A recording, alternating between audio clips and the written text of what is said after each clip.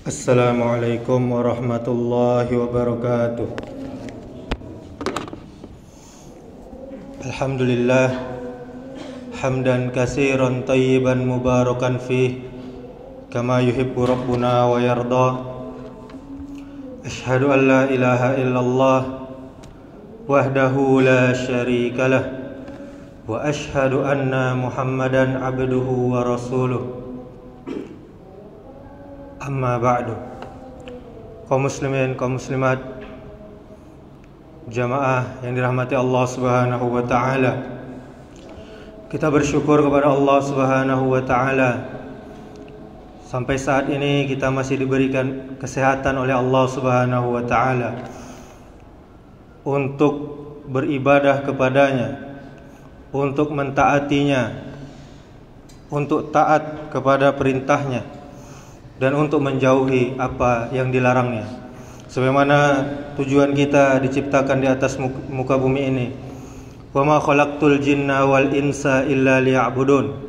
Tidak aku ciptakan jin dan manusia, kata Allah, kecuali untuk menyembah aku. Kemudian kaum muslimin, marilah kita berselawat kepada Nabi kita Muhammad sallallahu alaihi wasallam. Allahumma salli wa sallim wa barik ala Muhammadin wa ala alihi wa ashabihi ajma'in. Kemudian marilah kita selalu meningkatkan keimanan dan ketakwaan kita kepada Allah Subhanahu wa taala dengan cara mengerjakan amal-amal soleh dan kita jauhi apa-apa yang Allah larang, dan janganlah kita mati dalam keadaan selain Islam.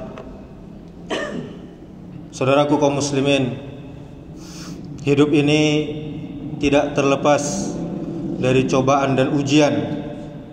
Bahkan cobaan dan ujian itu merupakan sunnatullah dalam kehidupan kita. Pasti akan terjadi. Manusia akan diuji dalam kehidupannya, baik dengan perkara yang tidak disukainya atau bisa pula pada perkara yang menyenangkannya. Sebagaimana firman Allah Subhanahu wa taala, kullu nafsin za'iqatul maut wa nabluukum bisyarri wal khairi fitnah wa ilaina turja'un.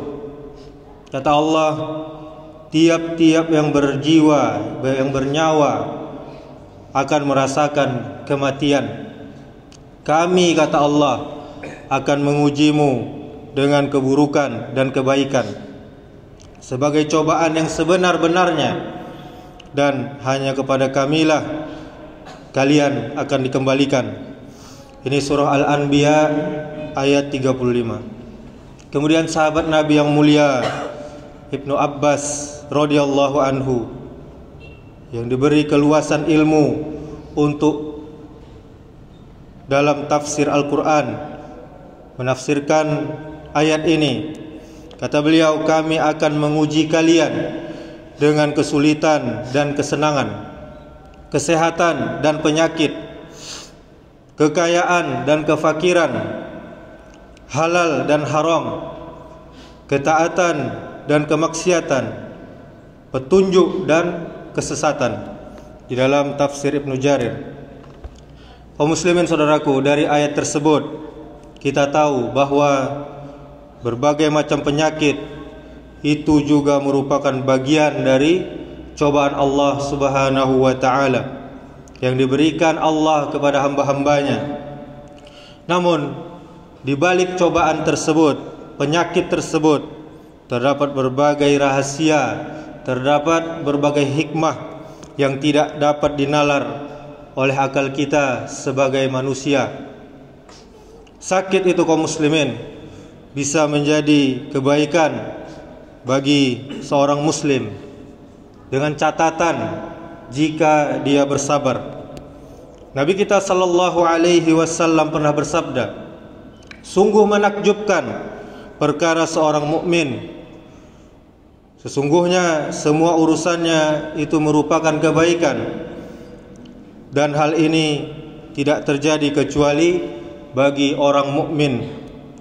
Jika dia mendapat kegembiraan, maka dia bersyukur dan itu merupakan kebaikan untuknya. Dan jika dia mendapat kesusahan, cobaan, maka dia bersabar dan ini merupakan kebaikan baginya. Ini bisa kita cek di hadis riwayat Muslim.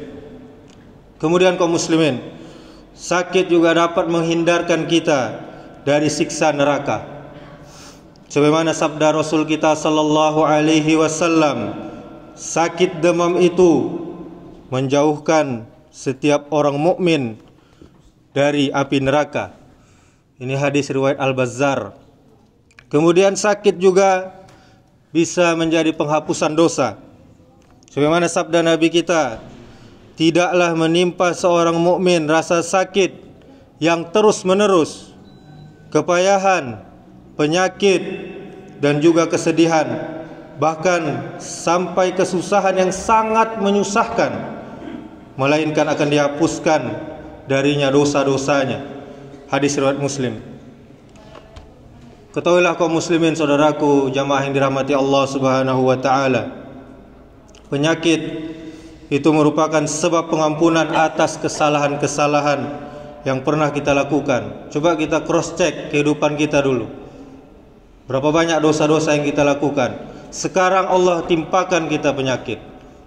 Bersyukurlah karena itu penghapusan dosa-dosa kita.